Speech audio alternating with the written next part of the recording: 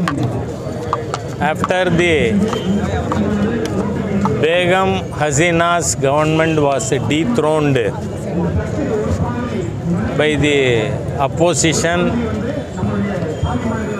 in collusion with the Bangladeshi army, a new dispensation under Muhammad Yunus has taken over.